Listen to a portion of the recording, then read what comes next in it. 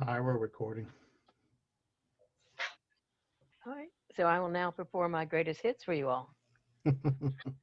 Did you enjoy them? We went through them twice.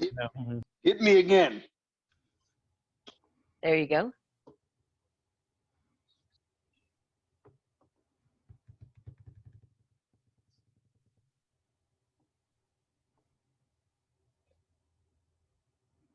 Yeah, we got Tom.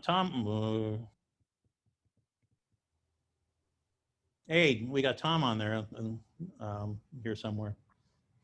Yep. Good to see you, Tom.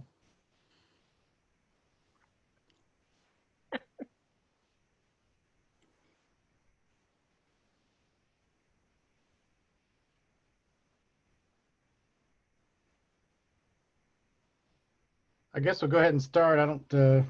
I see that we're still missing a few people, but I'm sure we'll catch up.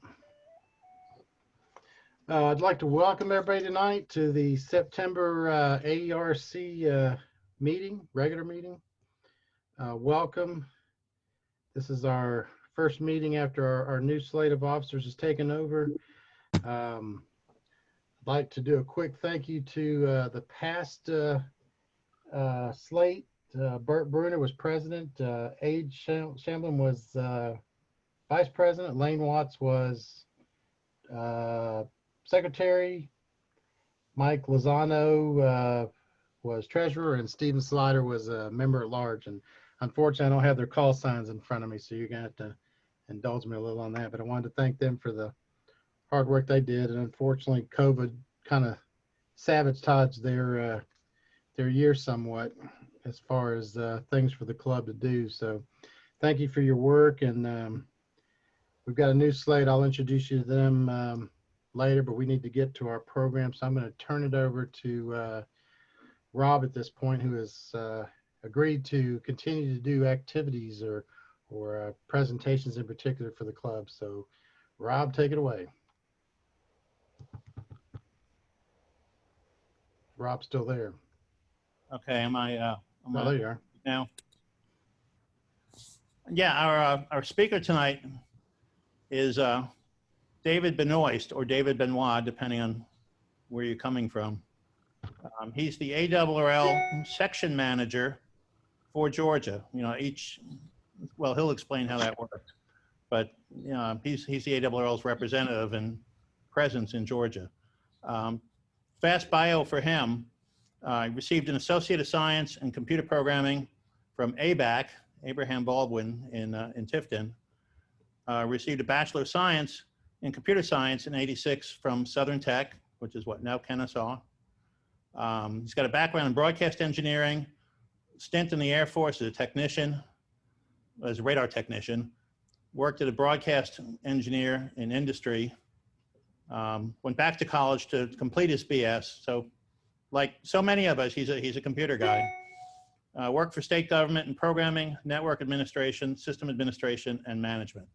That's his outside life. As far as amateur goes, he got his license while he was in Europe, and he can tell you about that with the Air Force.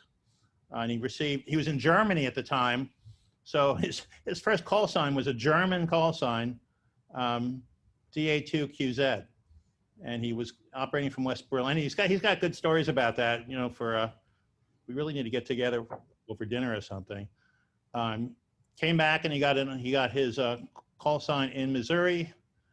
He got an extra in Georgia, and amateur radio helped him. As he said, it was a supporting adjunct to his professional work. And lastly, he's married to his high school sweetheart since '72. That's how many people are still married to anybody who they got married in '72. That's great. One daughter, 2 grandchildren, and he's technically retired. So that's maybe he can explain what that is. And you're AG4ZR, is that correct? No, that's correct.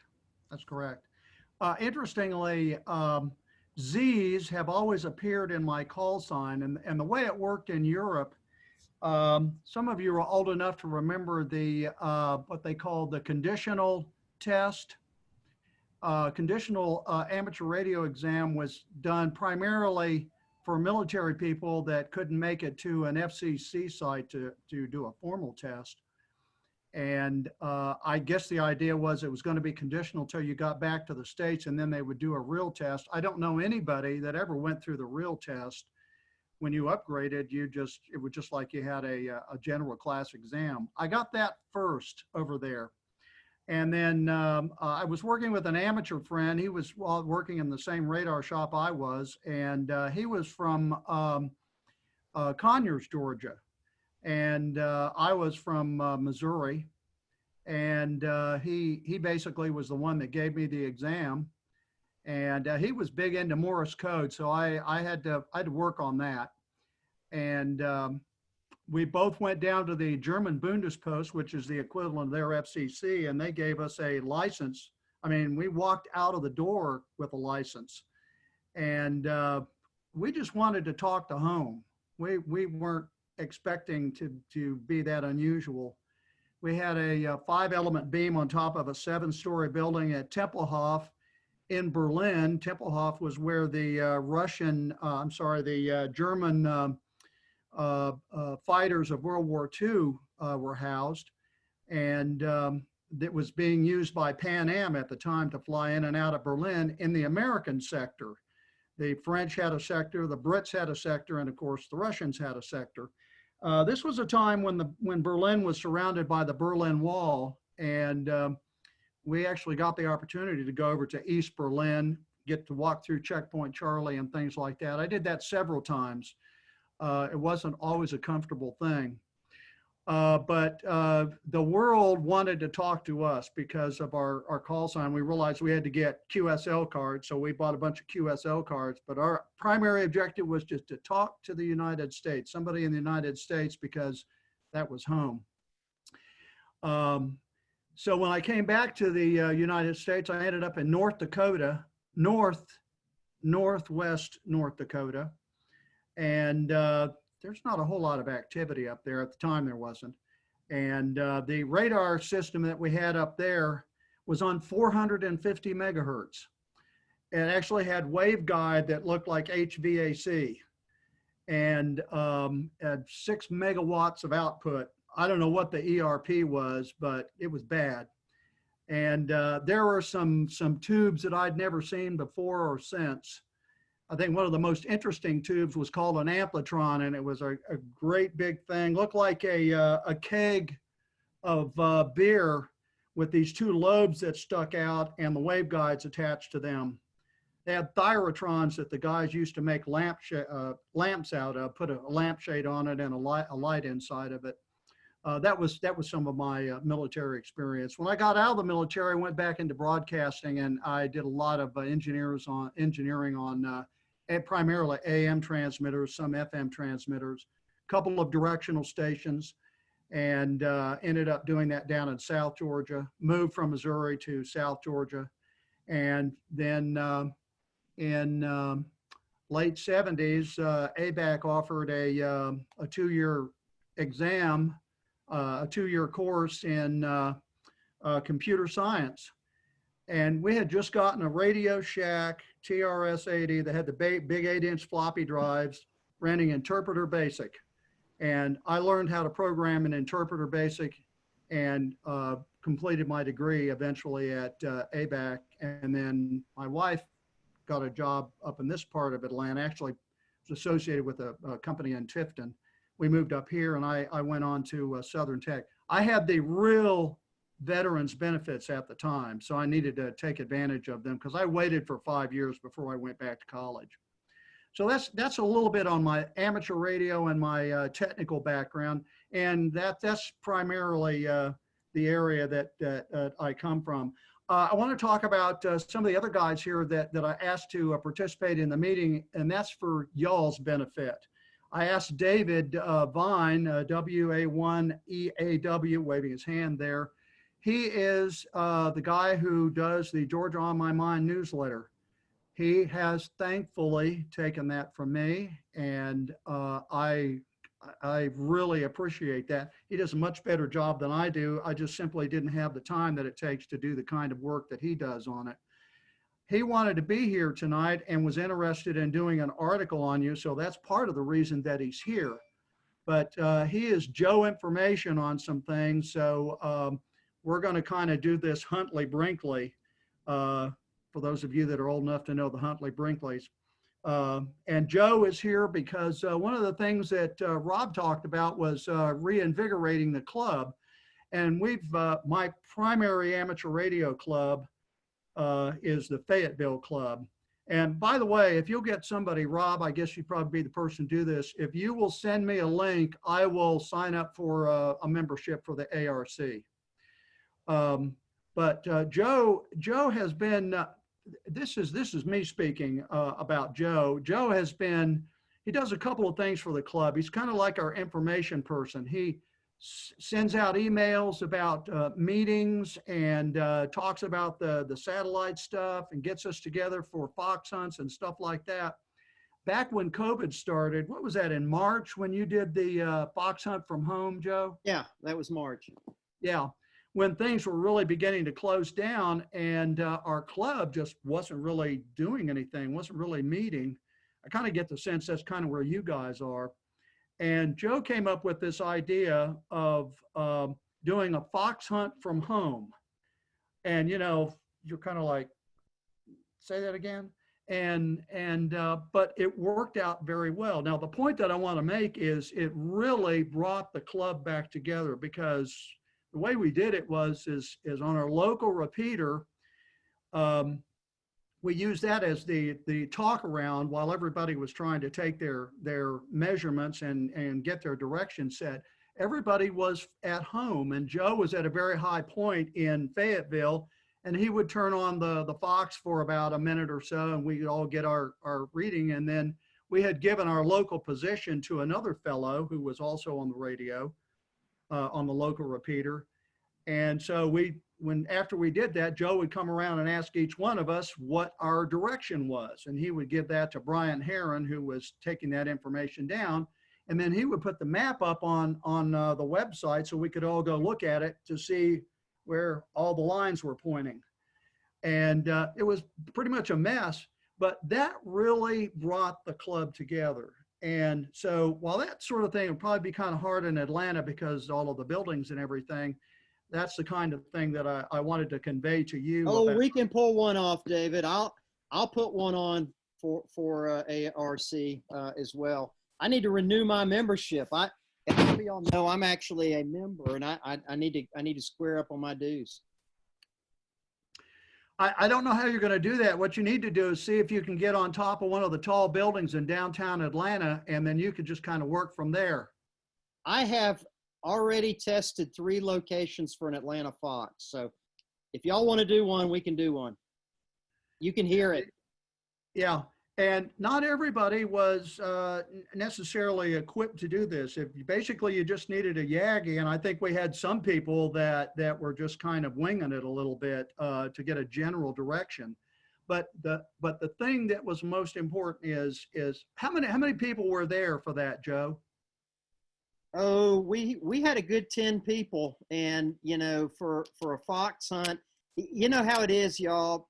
There were probably 10 people participating, another 5 or 10 listening, but were too bashful to key up and participate. That's how fox hunts are. You know, there's always somebody listening on the repeater, even if they don't chime in. After that, it was kind of like a little avalanche. We all started, that brought everybody kind of back together for this kind of meeting. We've had a number of these kind of meetings since then. And sometimes it just kind of shoots the breeze, but Joe and others typically come up with a topic area that we try to cover in a meeting like this. And it's safer, but it has kept the unity going in the club. Now, there's a core group of people that are kind of working together that kind of organize that along with the president and a couple of other people. And every once in a while they come up with something different and they do a presentation. And we've had a couple of presentations kind of like this actually since then. So now there's this regular expectation that we're going to meet once a month on, we do it with Zoom, or is it go to meeting. I forget. I've been in so many of these. Joe? Yeah, that we use Zoom just like you guys are. Okay. Okay. So that's one of the things that that I wanted to kind of bring to your attention. Again, it may not necessarily be something you can organize given your environment, but if you're open to it, then talk with Joe. Rob sent me a list of potential questions, and I kind of thought we could go over them. I don't know if Rob, have they seen this list? Yeah, I think it went out over groups.io the other day. Okay, well, I'll tell you what, in the interest of time, let me just kind of ask what are you interested in? What kind of questions do you have? I'm going to try to hit the things that are important to you all. One of the questions I asked early on was how many of you guys were ARRL members, and generally speaking, a number of you were. So I'm not really sure what you're interested in. I don't want to be redundant. Well, speak up if anybody has anything that they want to hear David address, please. There was talk about the band plan. There's the new CEO of ARRL. Have a little teeny bit about information about him. The band plan has been kind of interest to some people. I'm putting up a link on my Google Drive. It has several documents in there, and I've sent that to Rob, and Rob is going to send that out to the members. And you can go there and pull down some of these documents. Among those documents is a paper that David took Rob's questions and did up a real nice explanation. They're just real short answers, but a lot of them contain links that you can click on to go for more information. The other thing that I put in there is all of the files that I have on the ARRL band plan. It's fairly comprehensive, and I don't know if the link's any good, but there was a link in there where the guy is actually talking about in depth what they did for the band plan. I haven't had a chance to go back over that, but there should be a slideshow and a slide stack in there rather, and a document in there that's pretty much the same thing as a slide stack that talks about the band plan. If you haven't really looked at that, you really ought to, because there are some changes coming along there that, I don't know, it depends on your forte in terms of what you do in amateur radio. It may be a good thing, may not be a good thing for your particular area of interest. The lower parts of the bands for like 80 meters and 40 meters is where you're going to find the majority of the adjustments. If you go up to like 17 meters, that's a real small band. It's really kind of interesting that they have wideband digital and narrowband digital. They tend to give more bandwidth to narrowband because they're taking into consideration the Fox Tango 8 and JS8 call type of folks. In some of the upper bands, 17 meters comes to mind, and maybe what is I want to say 24. The wideband part, you know, you basically just get like one, maybe two stations in there. So you might want to explore that. And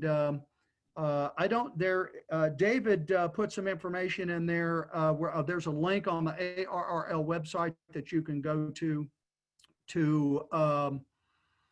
get some more information about it. It's not real exciting. They don't have anything that that implies it's necessarily imminent, but I heard something the other day where they are apparently beginning to take a serious look at doing something with that and perhaps acting on it.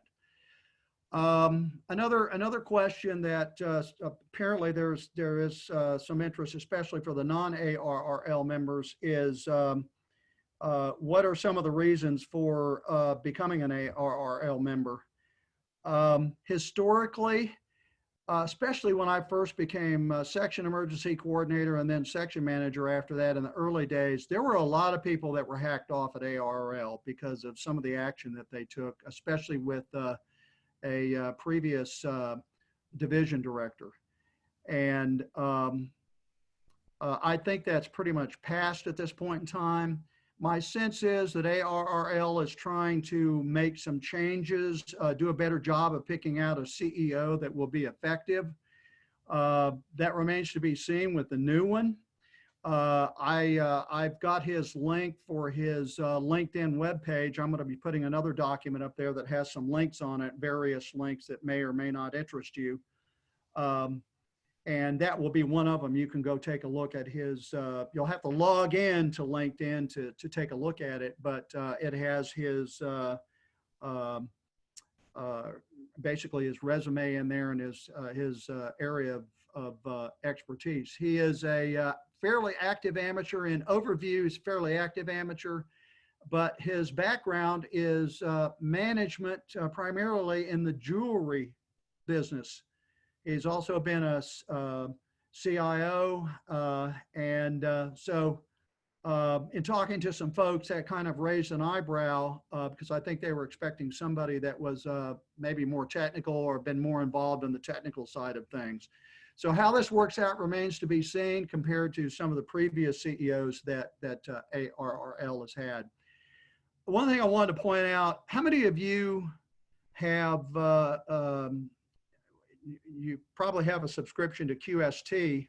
How many of you have seen the digital magazine on the ARRL website? Thumbs up. Okay, a few of you. If you're an ARRL member, you also get to see their new On the Air magazine, which is really meant for new amateurs. And their QEX, if you're really a super technical person, and their contest journal magazine is on there. You can go to each one of those. Some of those are issued bi-monthly. I think QEX comes out every 2 months, and I think the NCJ also comes out every 2 months. But On the Air and QST, as you know, come out once a month. But you can look at that. Personally, I think they do a really good job of presenting that. I have flipped through the pages on the digital version as well as the paper version. I've always kind of liked the paper version, but then I'm an old guy. But I'm getting used to the idea, especially if it's a good presentation. I think they do a good job of doing the digital part of it. If you're inclined, you can just opt out of getting the actual paper magazine and go with strictly the digital stuff, which I'm considering doing. I haven't completely made up my mind on that yet, because after a while I have all these QST magazines and I really don't have the best way to store them or keep them. And the digital stuff will, unmute your microphone, David. David won.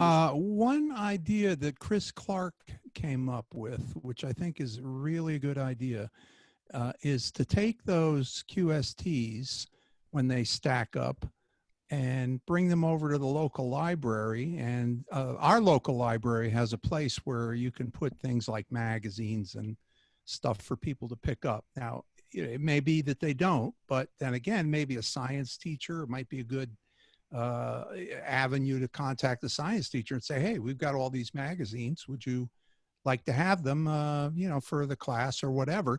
But the library thing, leaving them at the library, at least in Aiken, that's something that he does. And of course, he blacks out his name, but it's a heck of a recruitment tool, for amateur radio in general.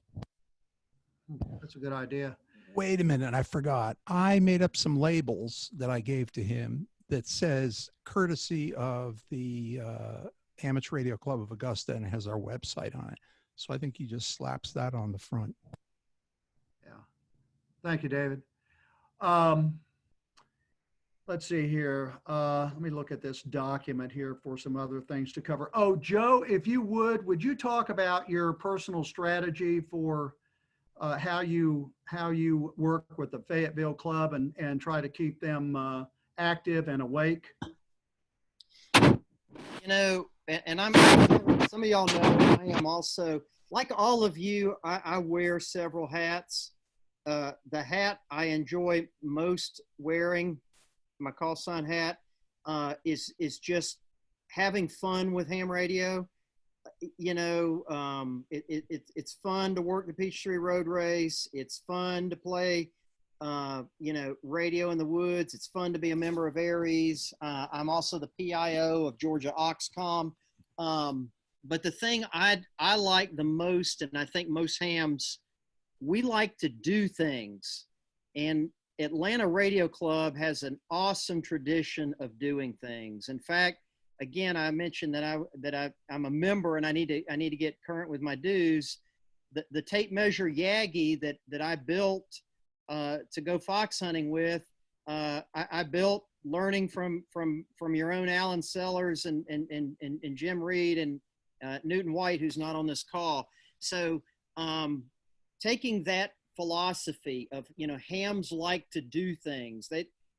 We don't necessarily like to talk about things, and we fall asleep in presentations. Presentations are good and important, but it's important to do things. We've tried to do that in Fayette County. The virtual fox hunt was one idea. We then did a drive-by fox hunt when conditions started improving. You don't even have to get out of your car. Come find me and drive by and get your certificate. The Dalton Amateur Radio Club, which was fortunate to have the very last Ham Fest at the beginning of the year. And I'm glad I went. And I know some of you guys went to that one. They've done a fox hunt where they leave the fox running all month. It's solar powered, and you go and you find it and you put in your QSL card, and then they have a drawing for a winner. Unfortunately, the one day that David, AG4ZR, and I drove up there to go find that fox, it had technical difficulties. We got on their local repeater and they ascertained that it had shut off. Dalton's a good 2-hour drive from Atlanta. So doing things like that, there are a number of national class speakers that can present and get your club engaged. I was fortunate enough to book Dr. Bob Heil of Heil Sound to speak to our club. And some of you attended that meeting of ours. It was a fascinating presentation. And he makes himself available to speak to clubs. We're working on Gordon West. He's got a backlog of requests. So, our strategy at Fayette County Amateur Radio Club is to continue to do things, but we're also realistic about the risk. Let's be real. I'm 53 years old, and I am probably on the lower end of the age range here. I think there's a few others on here that are a little younger than me. So as ham radio operators, many of us are in the high risk category for COVID.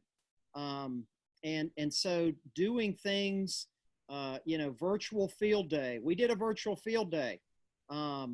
We lined up a series of activities. Of course, the ARRL changed its rules a little bit, but we knew that, hey, stay at home field day, many wouldn't do anything. So we had some local activities for field day that engaged our local hams. And as one of your own, I would help if you guys wanted help, just having a few activities. I used to love your Sunday afternoon in the parks thing that you did. That was great. I don't think I'd ever been to one that had more than 4 or 5 people, but that's okay. And, because of RF, we spread out, right? We had to make sure we all weren't sitting on top of each other for that. The other thing, I don't know what you guys are doing about testing and VE sessions. We recently became affiliated, our local VE group, with the Greater Los Angeles Amateur Radio Group, GLARG. GLARG is the acronym. And they have a well-honed system for online VE testing, and we've all gotten re-credentialed, which is basically just paperwork. If you already have a VE credentialing, they'll accept it. And we're gearing up to do online testing. We aren't doing in-person testing, and the demand is incredible. And things like that also engage club members. Having nets on different modes. We have a 10-meter net, We're constantly doing things with APRS, which is fun. And, you know, we've already mentioned the fox hunting. We're talking about doing a SOTA POTA activation of FDR State Park, which is just south of us. And, you know, things like that keep people engaged. Making sure you have regular meetings like you're doing right now. Zoom is a great tool, keeps people engaged. Encouraging people to post on Facebook, and I'm in your group and I post too, keeps people engaged. And just remember, for every one person that's actively commenting or participating, there's probably 4 or 5 other people watching, and they just feel engaged seeing other people do things. And then of course having the activities. Joe, I want to make something clear to people with regard to Facebook. There are 2 different, very different entities on Facebook. One is a page, which is essentially a static web page. I mean, you can put stuff on it, but if you really want interaction between people, then you want a Facebook group. And there's a big difference between the 2. In fact, I'm sure Joe knows all about that, but pointing that out to people who may not be familiar with it is important. Yeah, we've had a Facebook group for about 12 years now, and in fact, we just passed 450 members, something like that. 471 is our count right now. The hardest problem we have on Facebook is people see Atlanta radio and ignore the club, so they all want to join to get their songs played. But you have, Jim, you guys have one of the larger Facebook groups and sheer numbers of many of the local clubs. I would personally rank you guys a little bit ahead of the game with that regard. I think our own home club is pretty active, and you're in there too. We're smaller, but of course you guys are the Atlanta Radio Club. I didn't know that you have people in there asking about music. That's funny. Well, we try and screen them out before they join. We make them give a call sign. Yeah. But the thing that I noticed about the way Joe operates, and it doesn't have to be Joe, it can be anybody in the club that contributes to the web page or the other social ways that you communicate over the internet with your club. It's like a heartbeat. And if you're regularly getting that kind of stuff, your members know that things are alive. And that's subtle, but it's important. If somebody isn't contributing, you don't have somebody that's raising the dust. Joe raises the dust, and that way it kind of keeps everybody awake. So just a suggestion that might be useful for you. Let's see here. Leadership in Georgia, the Georgia section consists of myself, which is the section manager, Frank Dean, some of you probably know him, K4SJR. He is the section emergency coordinator. There's actually a meeting after this meeting tonight where they're doing the preliminary hard meeting on setting up the set that will come along in October.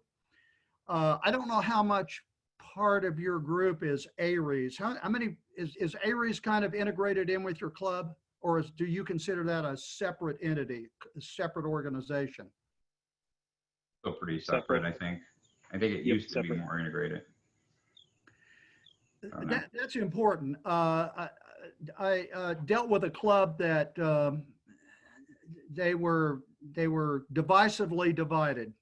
And one of the things that I've noticed about ARRL groups is they're doing training like how to program your radio, how does D-Star work, how do you do WinLink, how do you do Fox Tango 8 and stuff like that. And I'm thinking this is an ARRL group, but this is what the club should be doing.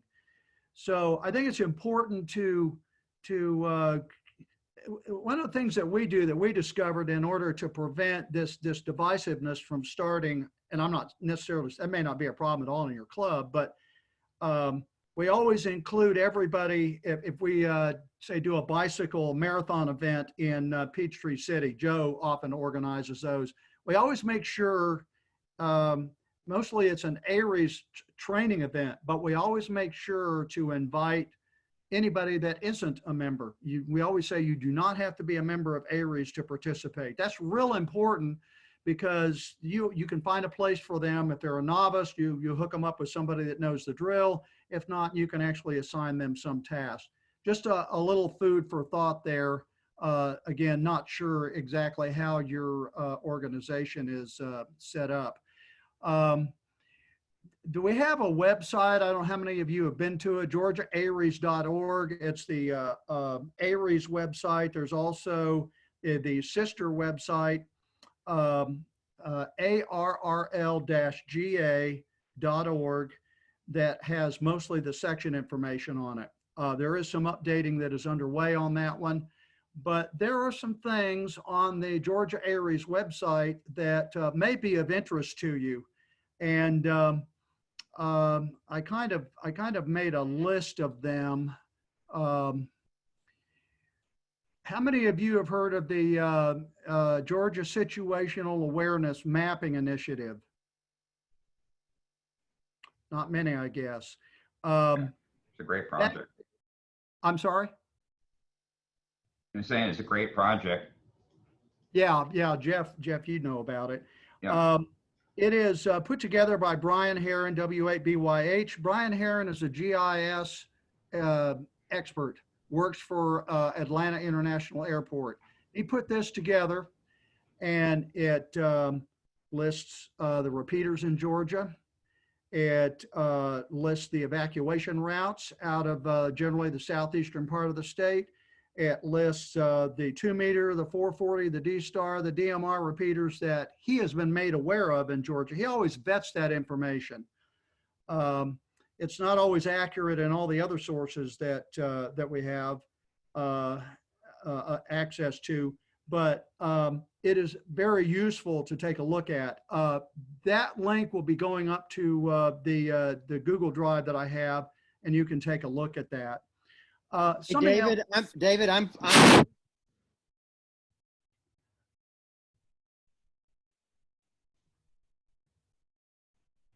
Bless you. You killed your mic there, Joe. Can you guys hear? Now I can. Yep. Okay. I just posted the links in the chat, David, also just now. Okay, great. Yeah, you can collect that from there, or the information that Rob will send out later should have that information in there. And something else too, if there's something we don't cover in this this meeting, get with Rob, and I'll try to come up with an answer or point you in the right direction. Are there any questions? Do I see a hand raised? Any questions at this point?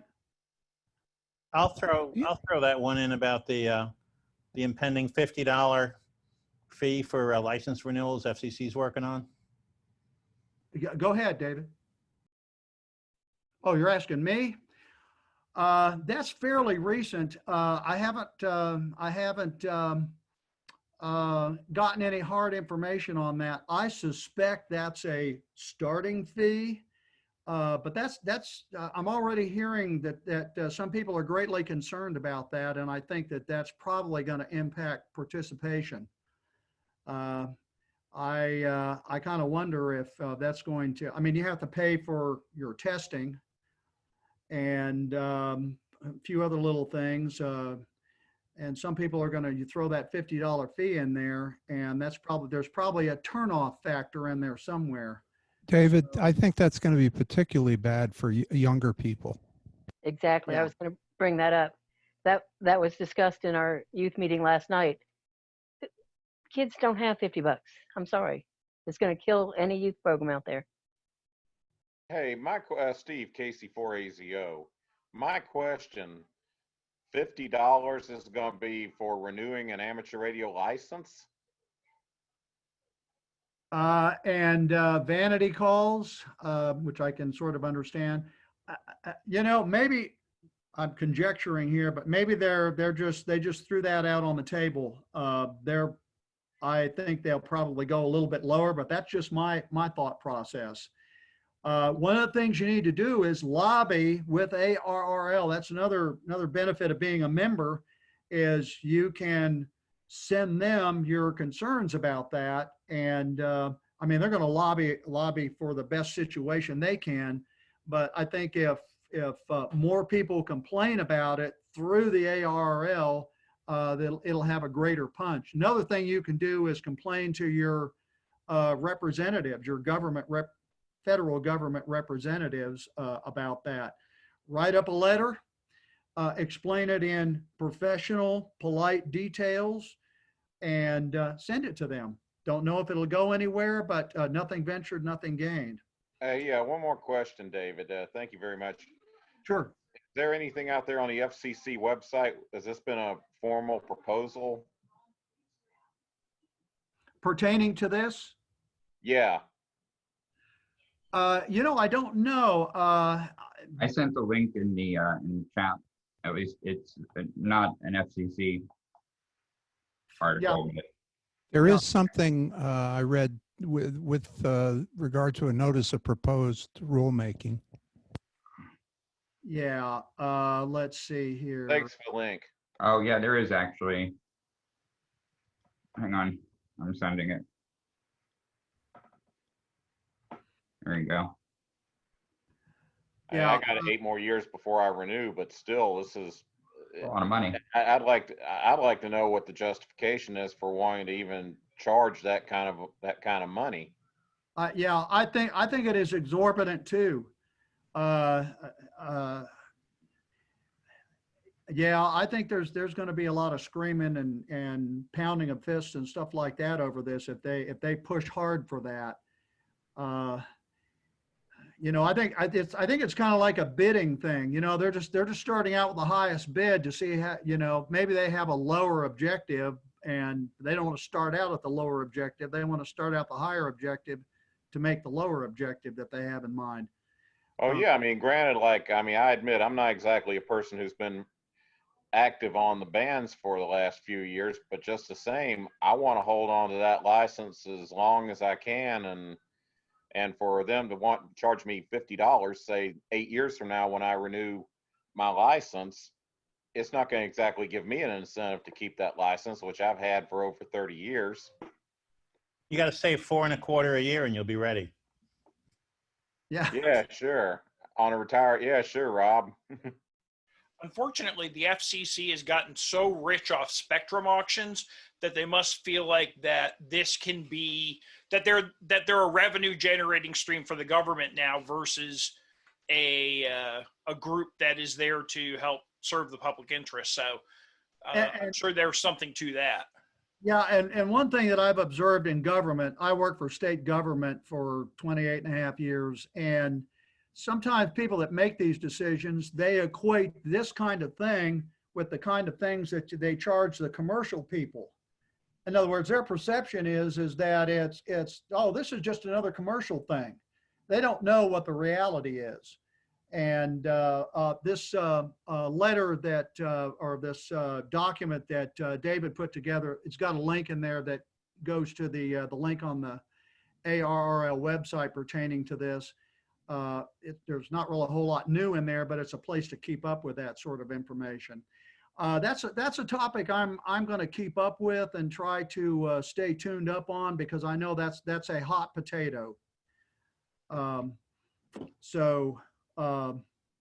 know, another thing you might mention, David, is the this new club guy that they're going to hire, or person, I should say. That could be very, very important. But unfortunately, from what I gleaned from the website, it looks like he's going to be more of an administrator than somebody who's going to take a proactive marketing approach to really getting clubs active. But then again, yeah, there are a bunch of new officer positions that are being filled or about to be filled. CEO is one of them. The fellow that David was just talking about, what's his National club manager. Yeah, the club manager position, and the new ARRL guy, the new Georgia, not Georgia, but the ARRL plan guy. Everybody's waiting for the next shoe to drop on any one of these areas, and it is so recent. There's just no information about which way it's going to go yet. So it's kind of, you know, when I know something, I'll try to let everybody else know, particularly on this $50 thing. I'm going to talk to Steve Ewald at headquarters about that and try to get a little bit of information, but I try not to pester him too much. Because he gets thousands of phone calls all the time, and he's spread way too thin. So I try to save up my pennies on that. Some of the other areas that I'm trying not to. There's some other areas that I want to cover, but we're kind of running out of time. Yeah, so, David, I was going to say, I mean, you know, without like detracting too far off of getting more activities back up in the club. I'm not sure people saw in the chat, but there was mention of the Sunday in the park sessions that I was doing a couple of years ago. So, you know, I'm happy to start those back up again. At least, I don't know what people's feelings are about actually getting out. I know I can't wait to get out. So I would love to start doing some activities. Get people back out to Tanyard Creek Park if we can. I think it's just a matter of finding out if we can. I understand that, and you're going to have to become creative. And you know, a number of you here are the core folks. You know, maybe you need to get together in a separate meeting. You know, you just open it up to everybody, but get together in a separate meeting and do some brainstorming. And try to find, you know, come up with some solutions that would work. Hit on Joe. I don't want to speak for Joe. He's a fairly busy chap, but I'm happy to help, guys and gals. I got a quick comment for Jeff. Jeff, if you do hold anything in the park, that would be a wonderful thing to put some pictures of in the newsletter. So make sure you send them to us. Sure. Good. Yeah. And we're wide open, by the way. I mean, you know, send me something good and it'll definitely go in there. Yeah, we had actually, there's been a lot of conversation amongst the board the last couple of weeks here. We're actually working on some of this stuff.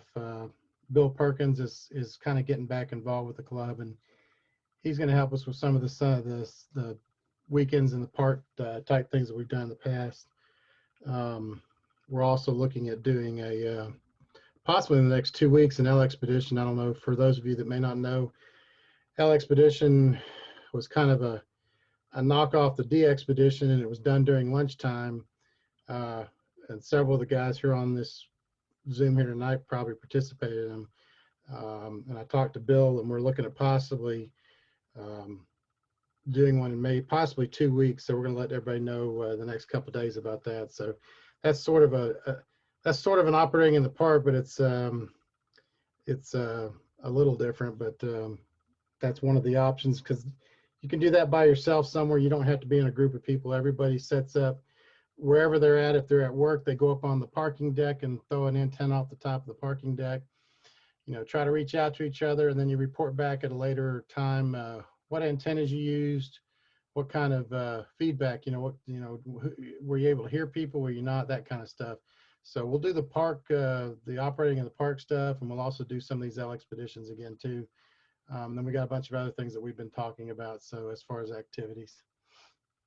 Yeah, you know, you can join a meeting like this on your cell phone, and that's real easy to move around the room. So if you've got several groups out and about, you know, you could bring together the club in a meeting like this and just go from one location to the other. And at each location, they could take their phones, say, here's what we're doing, and zoom in on something, or just show people and talking with each other. Please work with David. if you have something that is viable to go into the Georgia on My Mind newsletter, more people are going to read about your kind of activities. And if they're local, they're probably going to want to get a little more involved with you. And so consider that. Consider that. Hey, what's the contact? Where would we send, or people who want to send blurbs in, where do they send it? I'll give you my email address. It's David Vine, V as in Victor, INE, 1999 at gmail.com.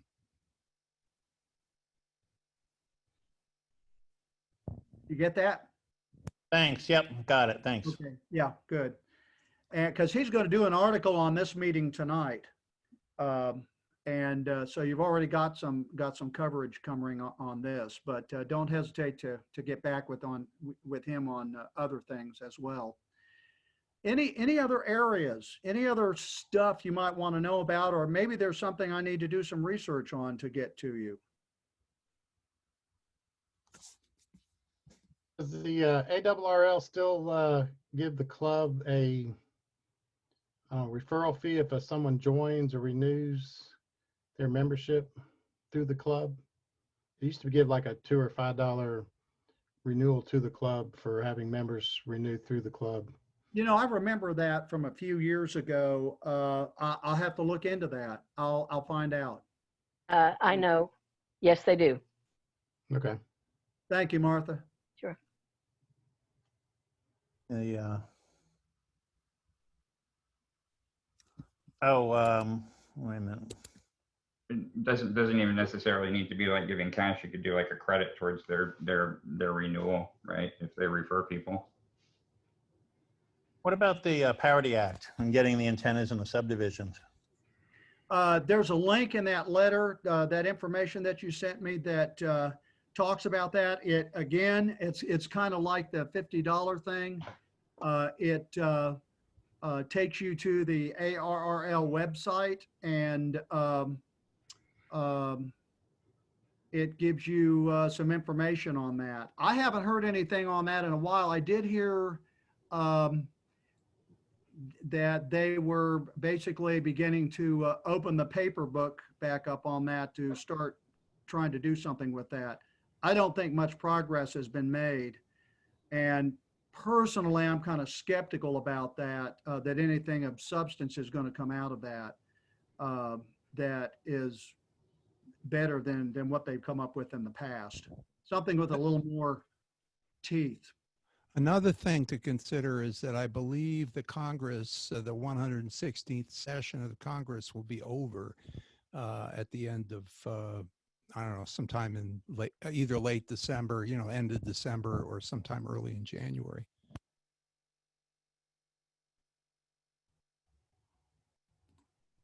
Anything else, guys? This is great, David. I hope so. I got. Let's see. Can I just make a comment? Sure. And just as a perspective, as somebody who wanted to get involved with ARRLs in the past, it kind of seemed a little cliquish, for lack of a better term. Maybe it was just me. So I definitely always had desire and always had interest in it, but it seemed like it was difficult to break into. I don't know what to say. Not every ARRLs group is a perfect group. There are good groups and groups that are less than active. One of the things that's been a big concern for me, and Frank and I share this all the time, we lament about the lack of professional behavior in those environments that where people need to conduct themselves appropriately. Training is another thing. There are folks in ARRLs that are well trained and have good, appropriate conduct and behavior, and they are deployable, assuming you're not real old. Some of our best people are really just not capable of being deployed, but there are groups that are good to get into. There are some situations where one guy in one county will actually participate in another county ARRS group. There are counties that have ARRS groups consisting of 3 or 4 members. Doherty County in Southwest Georgia is that way. There are a lot of those kind of groups in Central Georgia. And then, There's a lot of, there was definitely, I mean, a while back, there was somebody from Fulton County Emergency Services who had come to talk at an ARC meeting, and there was definitely interest amongst members in getting involved in ARRS and Auxcom and emergency response. I think there'd probably be enough people in the club that are interested, at least that if people from ARRS wanted to come talk and maybe drumming up some interest, I think that there would be people in the club who would be receptive to that. If there is an interest, Jeff, and any of y'all, if there is an interest, we can get a hold of Frank and ask him to come down, and he can speak to you and lay it out for you. Frank would be great to present. Yeah. Yes. Frank is a really good people person and a really good manager. And he knows how to deal with the good times and the hard times in terms of people management. Steve? Yeah, that's good. We'll consider that. That sounds like that'd be a great program. Okay. If you think of anything else after this, please get with Rob, send it to me, and we'll try to generate an answer or get back with you, whatever it takes to get you some kind of answer. Things like where the $50 thing is going to go in a week, that's going to be kind of hard to get an answer with substance. The Parity Act, that's another same story. But I think that the real hot potato is that $50 fee, and it's going to be important to do some pushback on that through ARRL. If you need some help with that, then let me know. Yeah, and the question about IDing on D-Star, that's going to be a long one, right? No, let me address that. DMR does not carry the call sign of the operator in its digital information. It carries the DMR number, which of course can be traced back to that person, but it doesn't carry the call sign. D-Star does carry the call sign. In fact, that's why you see it display on the display when somebody keys up on the other side of the state. Okay, so it is IDing, but some people say, well, the thing is, it's all jumbled up in that digital stuff. Okay, well, if you don't know how to read Morse code, you kind of have the same problem, but they get away with IDing in Morse code. Okay, and it's the same way with Fox Tango 8 and JS8 call. You don't hear any voice ID with those. So D-Star, you can key up and you don't have to do that, okay? But it's a good idea to do it because it's a good habit to be in. So, even if you just, real quick, AG4ZR, boom, and that's it. Yeah, the FCC, they have the Part 97 does not say that you can ID over data. And, that's literally. Yeah. And I guess if you want to get real legalistic, then there may be some substance to that. I guess somebody's going to need to get into the finer hair on that particular regulation. I am not a voice of authority, by the way. I kind of look at it from a common sense perspective. I think probably a good majority of the people in here would not be able to pick out an ID on Morse code. So, why don't we have them actually come up on voice and ID if you want to get purist about it? So that's just kind of my take on it. But I will talk to John Davis about that and see if we can't get into the, some of those finer hairs and resolve that. Thanks. Yeah, I'm not trying to make it so that people have to ID. I'm just, if the FCC is okay with it and the OO, whoever's doing, the current OO function, if they're not going to get on us for not IDing, in CW, then I'm fine. Yeah, and you want to know about the OO program and the new volunteer monitor program. The OO program was basically last December was shut down. Quick story is they got a hold of the OO members and they took a select few of them. And what they were doing was trying to get OOs organized in a way so they didn't have more than one OO in the same area. What they wanted to do was have them generally separated in a way so that they could do that kind of work without doubling up in the same area. In other words, fewer people to do a better job. So they're trying to organize it that way. It is discreetly managed, and I understand that when they send a notice out, you don't actually provide your personal information, which was one of the problems in the OO program. I went to high school with a fellow who went to work for the FCC, who was an inspector. He had some very interesting tales to tell me, and one of them pertained to the way they deal with the amateur radio stuff. They don't really have some pleasant things to say about amateur radio spectrum in some parts of the FCC. But the FCC people aren't there to split anal hairs. They're looking for the serious violator. So if you forget to ID, in fact, I was a part of the OO program for a time. And one of the things they said is, okay, we don't want to hear about people that don't actually ID every 10 minutes. If they generally ID, okay, don't make a mountain out of a molehill. And that's the kind, and they're really busy. They really don't have the technical resources to take, as you well know, if you've listened to some parts of the HF band, they aren't resolving the serious problems that should get resolved, much less the little issues of, gee, should we vocally ID on D-Star? Rob has time to worry about that.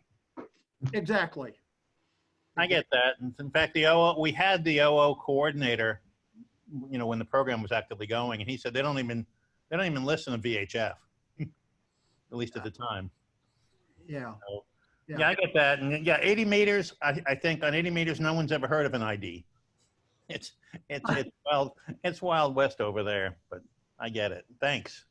Yeah. Anything else? You talk about like the old 3898 back in the day. Are you talking about the frequency? Yeah, 80 the 3898, like back in the day. Yeah. Yeah, I got in some good arguments with people on 80 about stuff like that. So, anybody else? We got take advantage of the fact that David's here. If you got any question, anybody, anywhere, here's your chance. I just want to say thank you to David and David and Joe, yeah, and Martha and Joe and yeah, thank you everybody for especially thank you David for being here tonight. This has been very informative and a lot of ground to cover, and you've covered a lot of ground. I hope so. I wanted to talk about some more things, but we've kind of run out of time. I got another meeting that I'm already late for, but I'm not complaining. This is important. This is important. Martha, there was some question about trying to engage new young hams and students and things like that. Martha, give them the short story on engaging with schools and stuff like that. You're not going to do it until this pandemic is done. Chances are, if you tried, you couldn't get a foot in the building. If you found a teacher that would be willing to work with you, they do not have time to add things to their curriculum. When their time is restricted as it is these days, their county, whatever their governing school board is, you got to go strictly by what's in their book. So for now, sorry, not happening. hopefully when we get out of this, give the schools a chance to get caught up with what they're already behind on. And then, yes, please do reach out to them.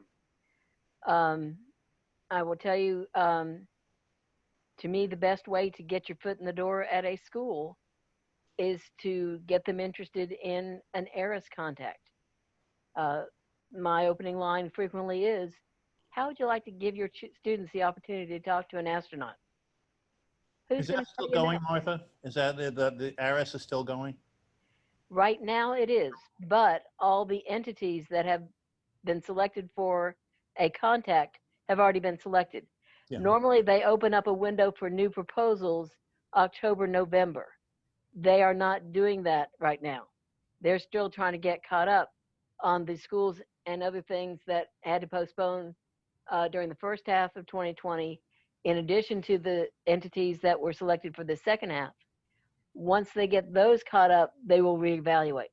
Now, the ARRS committee, there's an ARRS education committee, and basically they are expanding their efforts, their reaches and things, and they're putting together lesson plans, curricula, ideas beyond talking with the astronauts. And that forever is going to be perpetually fun. By the way, I think one of the links in David's packet is a link where you can look at various ARRS videos. Nowadays, they have gone over to an event called a multi-point telebridge ARRS contact. You cannot have students gather anywhere. So they arrange it, it's a telebridge where in essence, the signal is being collected by some station conveniently located in the world and then sent along a phone line to the school. Well, now they're sending it via phone line to each student in his or her own house.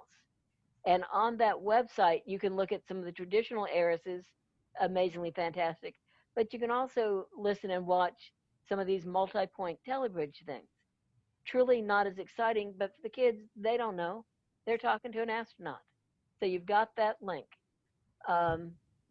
But we're still having meetings. We're still hoping to be back in business. We got to get that next crew up, the Dragon crew. That's been postponed a couple weeks, and that's going to have a ripple effect on contacts. But again, there is an ARRS YouTube channel, and you can watch all the videos you want, past and ongoing. There was one done in Poland yesterday, and you could potentially watch that one. Martha, I got a quick question for you.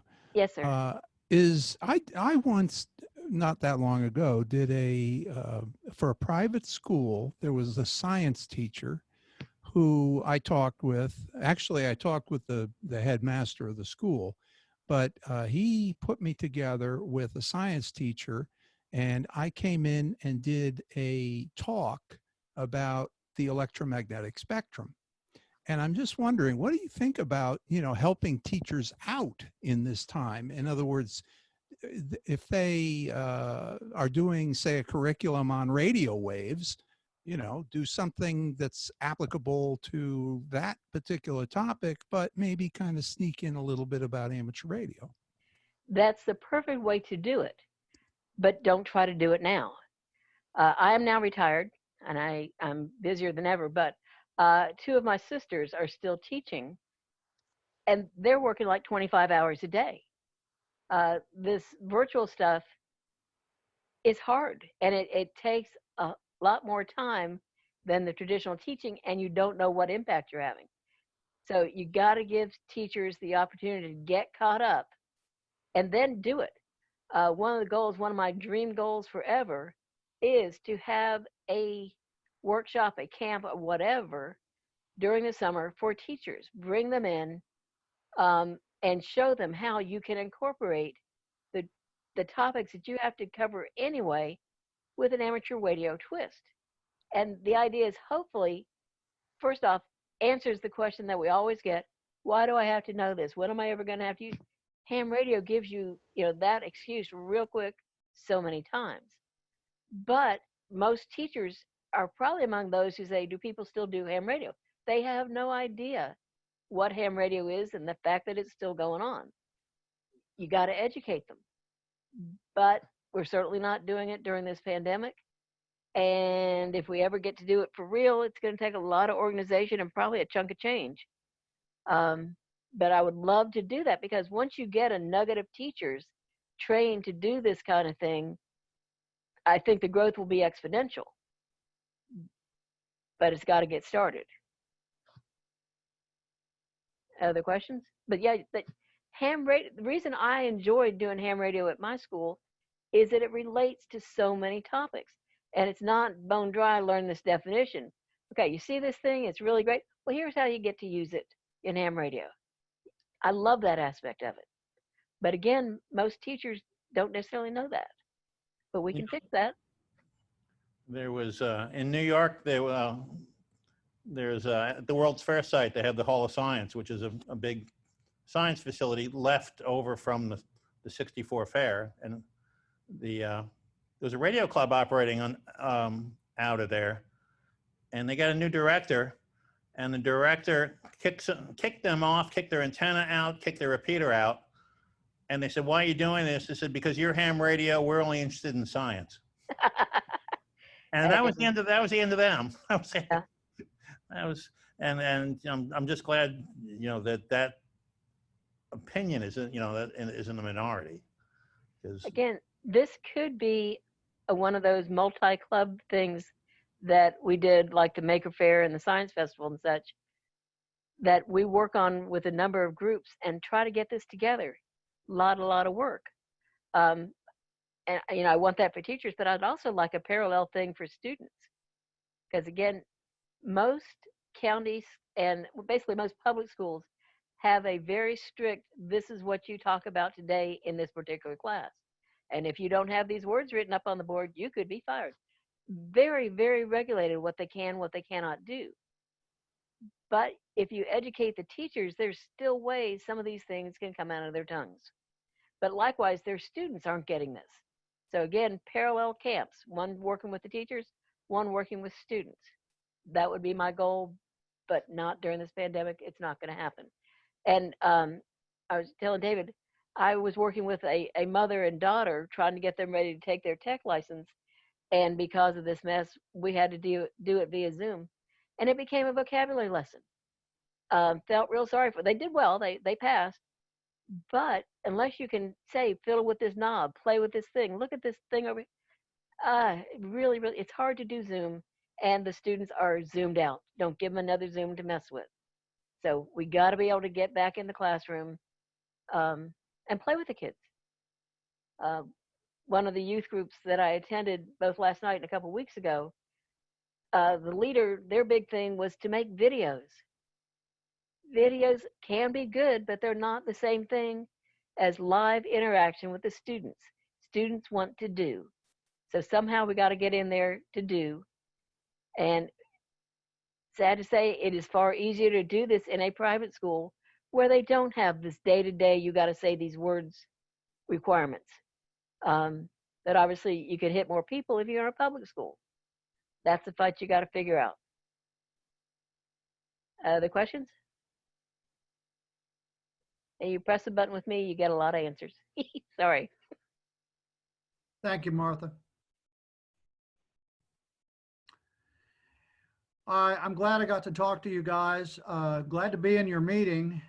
And again, if you'll send me the, I don't know how you sign up for your club. If you have like a PayPal thing online, send that to me. Or if you want to do it the old-fashioned way, send that to me also. And when you have club meetings like this, I'd like to participate. This is the one of the I don't want to say good side so much, but one of the good side effects of COVID-19 is everybody is able to get together this way. And I've actually participated in some online BE testing, and that's just great.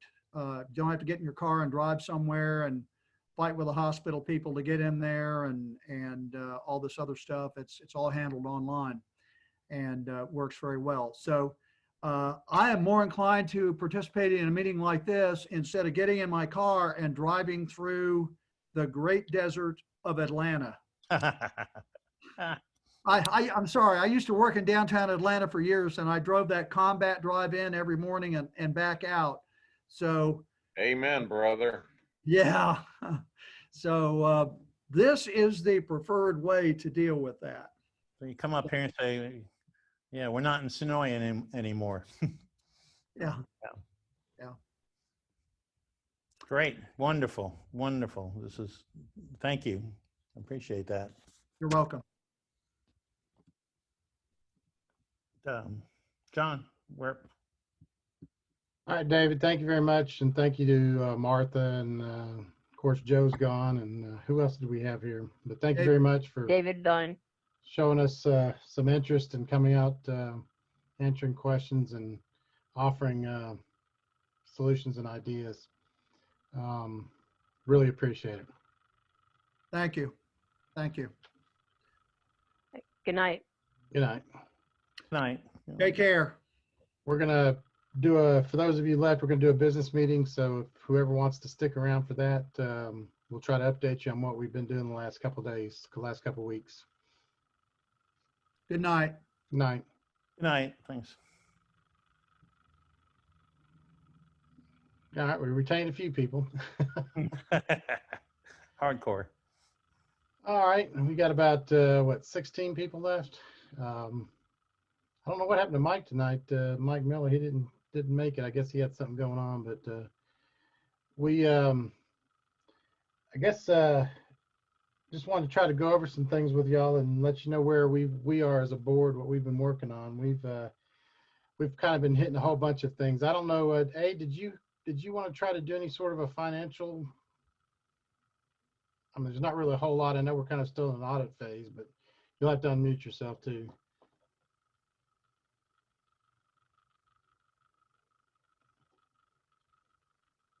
Sorry, unmute. Yeah, I'm still trying to get into the signature account. There's some convolutions between with the transfer from the old to the new secretary or treasurer that I'm still working out, but I hope to be able to get into that. I'm hoping I might be able to get into it tomorrow, but as of right now, I have not, and I don't know. All right, yeah, we're just, as a board, we're still doing the kind of an audit on the finances as we get access to everything. We've been working on getting things transferred over, and so that everybody has the appropriate people have access to what they need to have access to. There's a lot of stuff from the last time I was on one of the boards. I was amazed at how much stuff this club's got its thumbprint on now. But you know, we've talked about ways to reinvigorate the club. Obviously, a lot of that can come from getting out and getting active. So we've you know, we've talked around a lot of ideas about things we can do. Activity-wise, the Saturday of the park's been thrown around. Of course, we do the Hamfest every year, and we'll do that in 2021 if we can. At this point, we're proceeding forward, thinking that we can, but we'll probably know a little better here in the next couple of months. You know, we've talked about things like field day coming up. The club has operated. I think sometimes it's operated probably from the standpoint of a little too, I don't want to say too social, but too loose. I think there's a lot of things like with field day where we've done a social field day, and then I look at photos of people in our club that are at other field days because they got something out of another field day that they didn't get from ours. So we've thrown around the idea of possibly doing both the winter and the summer field day and making one of them a social field day and the other one a competitive field day, so people can come in, and if they have that competitive bug to them, they can work that out on one of those two field days. And then, of course, we've talked about, I've talked to Bill Perkins. He's interested in getting some of these Saturday things going again. He and I talked about the L Expeditions. Those are a lot of fun for those that haven't participated in them, and they're good for the COVID because you can do them, for those of you who know about them, you can do them by yourself from your work or home or wherever. You just throw an antenna up, and part of it is to report back at a later date, you know, what antenna did you use, what worked, what didn't work, and that's a lot of fun. So we're going to do things like that. I've tried to reach Lane about testing. I don't know, is there anybody else on here that could fill in who might be involved in the Laurel VE and where they are? I was on Lane's Laurel team, as was Martha, by the way, but and Jim. Yeah, I am too. We haven't met in a couple of months. Lane has said that the PDK room is not available, but if it's just a matter at this point of trying to get rooms available, let's, you know, search out an alternate location. I'd be great for that. Usually the folks that are there be me, Newt, Lane, Aid. We get somebody was on here before. Anyway, a couple of the other guys were on here. So Pat and there's enough we can do it. Yeah, because people had said they'd like to, you know, we've thrown that around. People have said, what about testing? So there seems to be an interest in getting the ARC back into testing. If, I guess worst case, if we had to, maybe we could do it as an outdoor session somewhere at a park, or yeah, where you can spread out on picnic tables or something. I'll tell you what, I'll take an action item to check in with Lane and see what he wants to do. All right. But yeah, so we're going to put together a calendar and put it in. We're going to publish the calendar too, so that everybody has a clue what's going on between now and the end of the next, you know, August or whatever, the next term. I know Mike and Jeff have been working on things for the website as far as membership's concerned. We're doing an audit of the membership right now, and of course, we just need to work on inviting people to pay their $30 or whatever. And I was sitting here, I was looking at the ARRL thing. There is a if you can get a new member to join ARRL through the club, which they have to apply through the club, so we may need to add that to our membership application. If they're new or 2 years removed from the membership, the club will get $15 back from ARRL. If they're a renewal, then the club gets, I think, $2 is what it said. So there's some money out there to be had. It's free money as far as the club's concerned, so we might need to look into that too. I remember us doing that decades ago, but the club hadn't done that in a long time. So there's some sources of money there. We've talked, you know, we slightly or lightly mentioned possibly doing some sort of fundraiser this year, in addition to monies that we usually earn from the Hamfest. So we'll be looking at possible. Alfred does. They go to a dog show and they do the parking, and they get, I don't know, a couple $1,000 from that somehow. So we're going to look around and see where there's some places we might be able to fundraise that may not be the normal avenue for a radio club, but basically leaving no stone unturned approach to it. So, and then once we get the finances audited, then we'll be able to present that to the club so we can tell you where things stand financially. I know we've spent a lot of money over the years on repeaters, and I was hoping Stephen would be here tonight to give us some sort of an update. I know, like I said, it's hard for me to hit the repeater from Lawrenceville where I sit because there's something between me and the repeater, but as best I know, it's pretty operational. We did talk about in our board meeting about possibly having to, at some point, hire someone to maybe go up and into the spire or wherever the antenna is and do some hardline work. So we may have to do that at some point too. So, but as far as the repeaters, as far as I know, they're all operational. I don't know if anybody can add anything to that. But we just need the club to get involved, and if you have an interest in something, let the board know. Find one of our email addresses and shoot us an email if you'd like to try something. Hopefully be willing to spearhead it possibly, but ideas are better than no ideas. So tell us what you want to do, and we can work that into our calendar going forward. So this has been a good club over the years. Several of us here on the board tonight have been with the club a long time, so we've seen the club do things that work, and we've seen the club do things that didn't work. So, but it's always good to have new ideas, or maybe bring back something that from a long time ago that used to work we haven't done. It's always good to see faces here tonight. You've got Mike. Mike, are you still in Tennessee there? Yeah, I'm still here in Tennessee. It's good to see you guys. I don't recognize very many faces, but I certainly remember you. Yeah.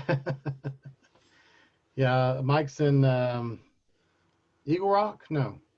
I'm in Monteagle, Tennessee. Monteagle, I'm sorry, Monteagle. I'm between Nashville and Chattanooga. Oh, Monteagle. Oh, I love Monteagle. Yeah, we're about 2,000 feet above sea level, which is about the same elevation above sea level as the downtown 146.82 repeater in Atlanta. So I'm about that level. I love eating at that place in what's that place? It's right off 24, Monteagle, something Inn. Papa Ron's, maybe. There's a Monteagle Inn. No, it's right off. It's a smokehouse restaurant. Yeah, smokehouse. Yeah, that's it. Oh, it used to be a Best Western. Yeah, that's a little bit of everything there. It's a we used to be there once when it was Best Western. It's a beautiful place. And I think Mike, you were past president back in the early 90s. I've been president and secretary, I think, and Hamfest chairman one year by kind of default. Somehow I ended up there, but I was pretty active back in the 90s. Do you remember what those years were? I'm keeping a list of prior officers in case we wanted to get everybody together, and if you could tell me offline. I don't know the exact year. I was the newsletter editor at some point. I had a printing company, so that made it easy. And I still have some old copies of that. I could probably get some information about just when that was. I don't remember the exact years, but yeah, so all I could do is look back through old newsletters to find. I think it was probably the early 90s, 93 somewhere in there. I was pretty active between probably 89 and maybe 95 or 96 when I moved away. Yeah. That when you knew some of the legendary members, like let's see, who was it? The old goat. What was it? Byron Lindsay. Yeah, Byron Lindsay. Yeah, God rest his soul. The old goat. I remember that name, but I can't quite picture him. That might have been before I came or something. I'm not sure. It was in the 80s. He died in 92, though. Of course, if he were still living right now, he'd be like 100, I think.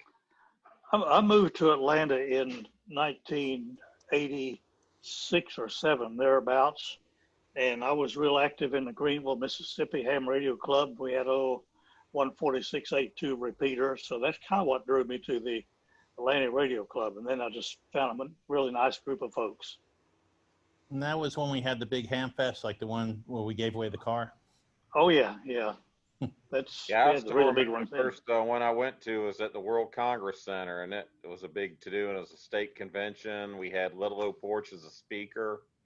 That's the year that's the year that I got into being the Hamfest chairman, because whoever was it kind of bailed out or something. But that's the year. That was 87. That was the year my brother and I got licensed.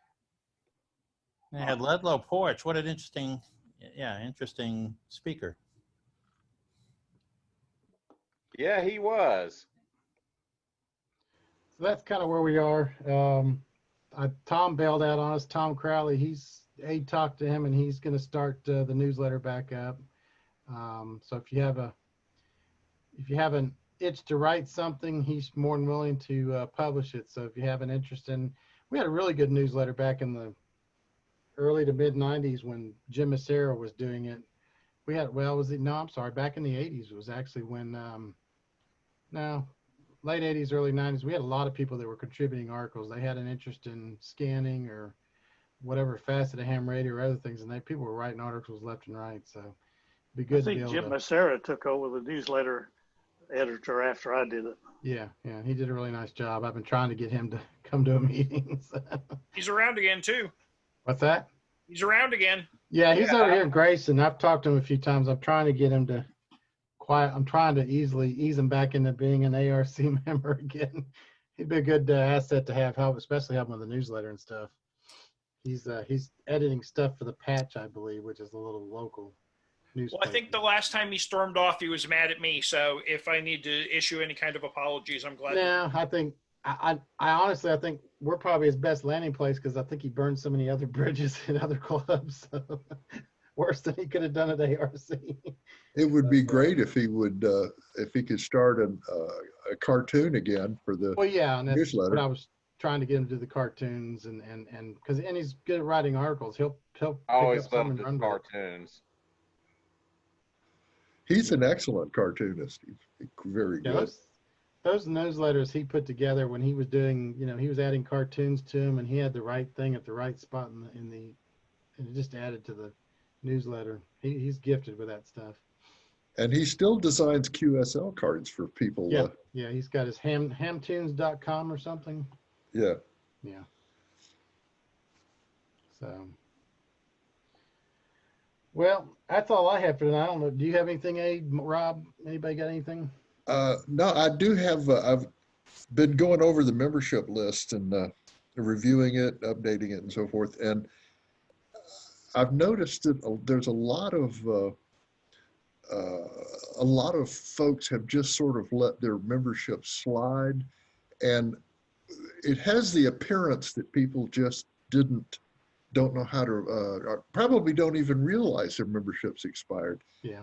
And so I'm working on putting together a little reminder thing, and fortunately we have everybody's email addresses, so we can send a list maybe to people the month before they expired. We can start notifying them.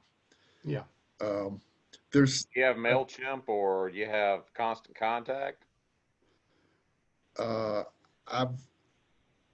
no, I haven't looked into what method to use yet. I was gonna, but what did you say? Because those are good suggestions. MailChimp or Constant Contact. I can give you. MailChimp is for Lions Club. Last year when I was the district governor for Northeast Georgia for Lions Club, I created a free MailChimp account and basically loaded in all the club members' emails so that whenever we sent out district communications, and it's free. Can't beat that with a stick. Yeah. Now, of course, our church uses MailChimp. And what's neat about it is you can actually look and see who opened the email. Right. You can look and see who opened the email. So that's a neat feature to it. Now there is one thing though. I think there might be a limit. Now, of course, we didn't hit anywhere near that limit, but if you're dealing with like the thousands of emails, they'll start charging you. But I doubt that y'all have thousands of. If you have like 700-800 emails, which is what I dealt with, ballpark, then it's a great tool. We'd be considerably before that. So, all right, I'll check that out. That's good. Yeah, MailChimp.com. If you have any questions, just let me know. Yeah, we had talked around the idea of some sort of application that would just automatically email, from a membership database standpoint, would just automatically email someone that says, hey, your membership's coming up for renewal. Yeah. The hard thing is right now is because instead of having one fixed date in the calendar, like some of the clubs do, ours are scattered all over the place now. So instead of just saying, okay, it's December 31st, dues are due, it's all throughout the year, which makes it a little more difficult. Is there something in the Constitution and bylaws of the ARC that requires that that doesn't have a thing where you could implement something like, say, all memberships would be, say, either fiscal year July 1 to June 30th or calendar year January 1 to December 31st? That is part of the confusion, I think. In the last, I don't know, roughly 5 years, we've changed the expiration dates, the renewal dates, the methodology. We've changed it at least 3 different times. And because the new administration would come in and say, I don't like the way we're doing it, let's change. So we've gone from, we've been calendar year, and we've been, I think August one time, since the elections are in August to August. And we've also, currently, we are from whenever you join, that's your renewal date. And it's, I think one problem is people are just confused, you know, that we've confused them and they don't know when they expire. But if we can start sending out some notices, that will help. I think we'll get some improved renewals. I think just communicating some of this stuff's going to help big time. Yeah. I'll draft a couple of emails for various purposes for, you know, for your expired renew and your renewal is coming up, please renew. And I'll draft those and run those by the board. And they've got the option to pay by PayPal on the website. That is on there. So yeah, and I don't know if everybody knows that. Yeah, I don't know how much information we capture in that process, but can I throw in an idea? None really. It's it's all or none. There's a form that you're supposed to fill out and mail in. You do your renewal online through PayPal, but you mail this form in. Yeah. Well, I mean, that's much too easy for people to renew and never mail it in, or join for the first time and never mail it in. So we need to do some revamping on that and capture it right there online. You fill it out the form online, and then you go pay like everybody else does. And I think that'll help too, because we are missing some information on several people. Here's another suggestion, if you don't mind my throwing it out. Use a simple free e-commerce application, and I'll just go, there's one called Ecwid, ecwid.com. Essentially, it's you can use it to sell things or whatever, like create in your catalog, create ARRL dues membership. And you'd capture the name, address, city, state, email, and whatever. We'll need to check with Mike and Jeff, because I know they were kind of tag teaming on some things for those kinds of things. So we'll have to tag team with them a little bit and see what they're doing. What did you have, Mike? I was just going to say, if there's a place on the website that says renew or something, I know several times I've gone in the website thinking, okay, I need to renew dues. There's nothing that says renew membership. There is something that says apply for new membership. To me, that was confusing. I wasn't applying for new. I was just trying to renew. And of course, there is PayPal option, which I have used. But you might look at that option and have a plainly visible way for a member just to go in and renew. That probably would solve it. Did you try to use the online payment feature that's on the website? Yes. Yeah, I mean, I could use online payment. There's just nothing that's said for a member to renew membership. And by the way, with Ecwid, you can also integrate your club's PayPal account for payment. What's the name of that, Steve? Ecwid, ECWID, Echo Charlie Whiskey India Delta.com.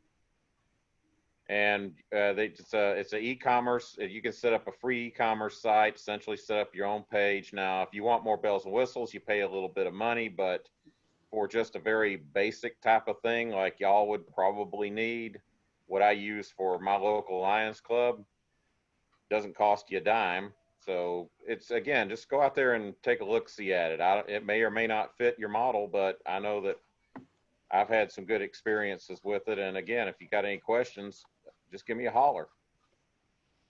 All right. Thanks for that. And I guess I need to renew my dues. That's right. And make an extra donation. Yeah. Yeah, don't forget us in your will. Yeah. Yeah, the KC4AZO Foundation will, yeah, right. Or the Georgia Road Geek Foundation. Yeah, that's the ticket. Yeah. Road Geek. Yeah. Anybody got anything else?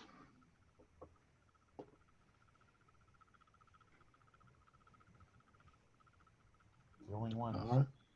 Well, hey, I just want to give a shout out to all y'all. Appreciate a Zoom link because, well, frankly speaking, I've missed y'all.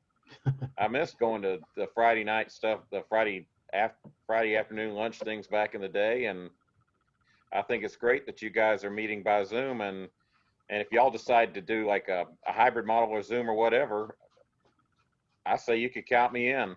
Yeah. Yeah, we've talked about you at back when we did have the Friday lunches. We've talked about missing you because we haven't seen you, I don't think, since it was at The bistro. Yeah, bistro. Or actually Mellow Mushroom. I saw y'all, it's been several years ago. Since then I retired. I retired from the state December 1st of 2018, so I've been retired for nearly 2 years now, and my wife and I are still up here and coming. Ah. Up and coming. So David worked, Benoist, he worked for, he was IT Department of Labor, so he was one of your fellow state IT people, but at a different department. Yep. So. But it was good to see Arnold AG4ZR. Well, at least see he was on. Yeah. He's active in DMR now. He's a heavy duty DMR person now. Well, I'll be darned. We had by the way, Val and I talked yesterday and talking about the repeater, came up with a suggestion for a club, for a presentation for the club on the repeater, because we haven't had one in several years. But just sort of a 50,000 foot overview of what the repeater is and all of our club repeaters, how they connect together. And also maybe for a separate meeting is a 50,000 foot view of the repeaters in Atlanta and the metro area. You know, where are the repeaters? Where are they located? What kind of repeaters are available around here? Well, that map, a situational awareness map he was talking about, we got to check that out if that's got all that. Yeah, that might fit right in there. But yeah, the club hasn't had an update on just the overall architecture of our repeater in quite a while. And this would be a good time to do that. Of our repeaters. Yeah. Good program tonight. Yep. He was a good speaker. He was. I'm glad to see Martha there too, and get her input. You know, he brought Martha because, you know, I had on the list, you know, the questions about, which was Newt's question. Jim, where was Newt? He sent me that question about STEM, and that's why I went to. I think Newt's on a U-Haul somewhere. Yeah, he's driving to Florida, and his U-Haul helped him load it up today. Is he? Oh, really? He's on the road? Good Lord, could we have picked a hotter day for that? Oh. Hey, Aid, I just sent you, way back when, I had a letter that said, hey, did you forget to renew? So I just sent it to your MindSpring account. Oh, excellent. Thanks. Yeah, I think we can improve our membership numbers from our own membership list. Yes. With that, and it's just looking it over. I'm hopeful by the dates that have expired and stuff. There's a lot of people have expired this year and they haven't renewed, and you know that it probably is just oversight. So it's not like a cold call list. Yeah, I know it was. I know it was with me. I had to renew before to do the election committee stuff, and I didn't know. I didn't know till I checked. So. Yeah, we had a burst of renewals right there just before the election. Yeah, you and Greg, right? Yeah, the other guy was a life member. Yeah, and the third guy was a life member, right? Yeah, forgive me for my ignorance, but is the DMR something that's kind of beginning to catch on like D-Star? Oh, Lord, yes. DMR is, you know, it's funny how every few years there's some mode comes in that just, it's like wildfire in California, you know, and DMR is that now. There's a DMR net on Wednesday nights now that Jeff, who was on here earlier, started, and he and Bill alternate as net op. It's him one week and Bill Perkins the next week. Anyway, yeah, it's really hot. And I'll have to look for I'll have to go online and look for a DMR mobile rig or something. And yeah, programming them is peculiar, and it definitely takes some getting used to. It was never intended for amateur radio.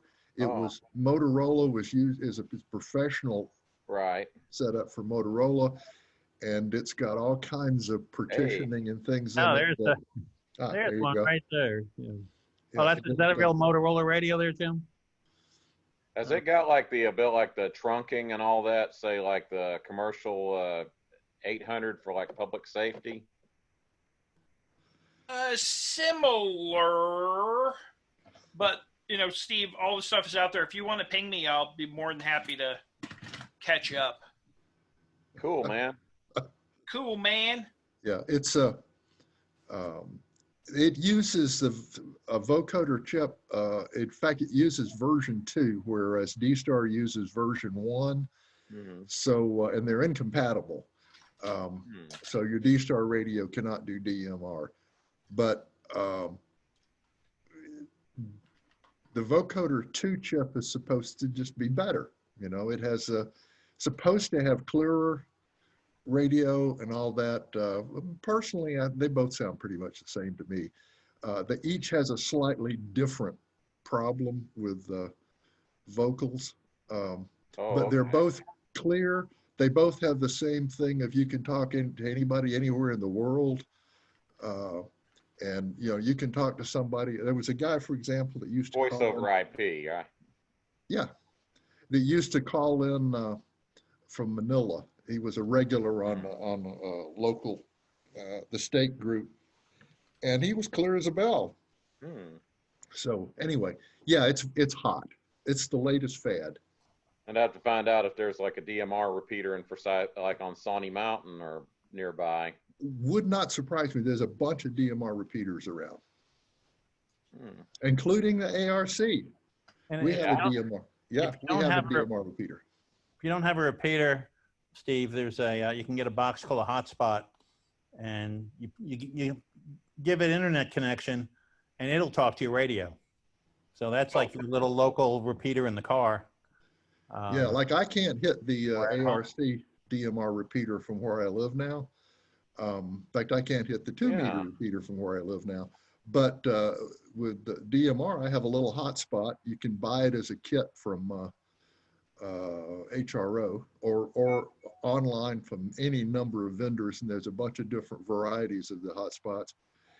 And you assemble it, do it, or you don't have to. There's one called the Shark, the Open Spot 3. It's the current version.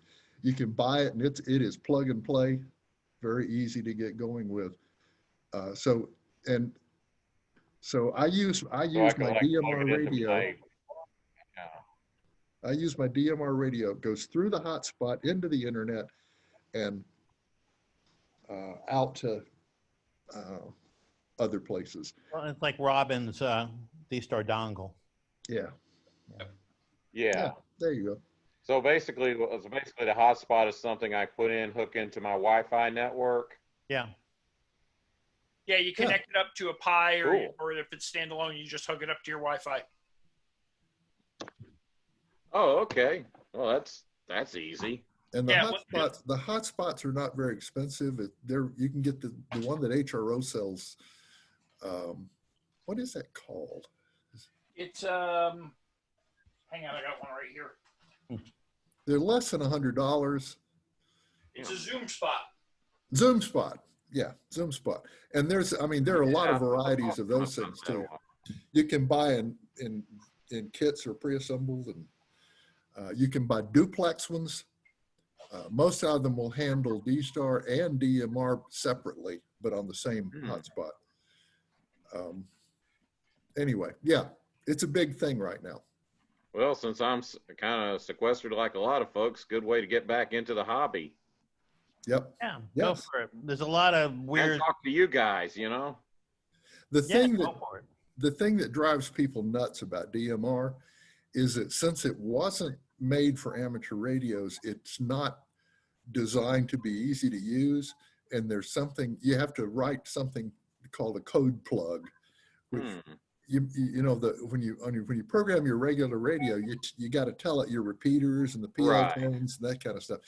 It's that kind of concept, but instead of being like one table, it's more like a database with several different tables that don't make any sense, that you have to connect together, and you put part of your information over here and part of your information over here and part of your information over there, and then you kind of link it together. And it's confusing. I'm a retired DBA, just like Rob. Yeah, you certainly Okay, are. And I do a lot of access DB stuff. Yeah, well, then when you look at a code plug, you will go, oh, this is a database. I recognize this process. Yeah, But it's it's a normalized peculiar, and that's usually the hurdle that people have at first. It keeps them from getting going easily. The best way to do it is to find somebody who's got one that works, have them give you theirs, and there's a lot of sharing of that kind of stuff, so that's not hard to do. Yeah, why reinvent the wheel, right? Yeah. And then from that, once you can get going, you have the incentive, then you can go in and modify it or then write your own once you've looked at it a bit. A lot of them are radio specific, Steve, so you can't use a Motorola one on a Anytone or one of the other radios. So you got to stick with the brand. Oh, okay. But we've got, there's a DMR site, Georgia DMR site out there, Steve, and it's got code plugs for all the main radios. So also like you said, basically if I get a DMR compatible, get the hotspot, a DMR compatible radio, of course, one thing I like about the radios I've gotten in the past for either HTs or mobiles is having a programming software where I just program it on just hook it up my USB and program it through my laptop. There you go. That's what you do. Yeah. And are you familiar with RT Systems? Yeah, aren't they the third party vendor that writes a lot of the programming software? Yeah. Yeah, They won't do one for DMR. Oh. Because every radio, every brand of radio is different.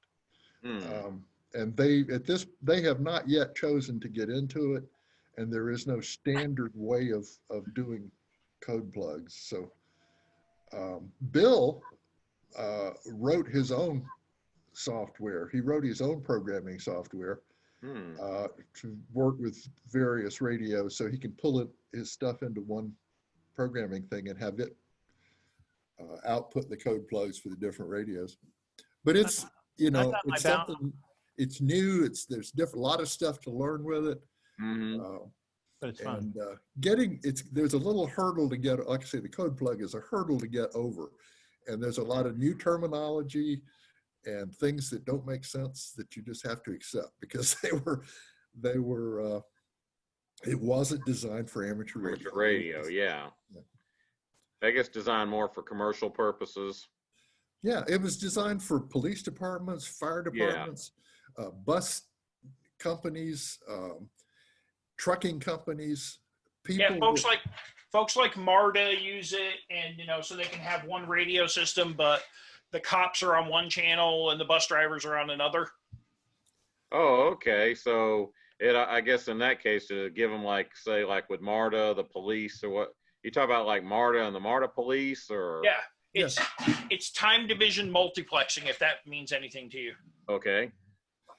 It's big on privacy between users. Because all these different companies and things that use it are separated and can't hear each other and can't talk to each other.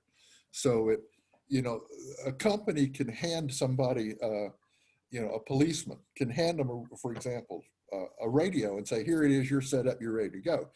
And the end users typically don't program them. They're just end users that somebody gives a radio to that's already set up.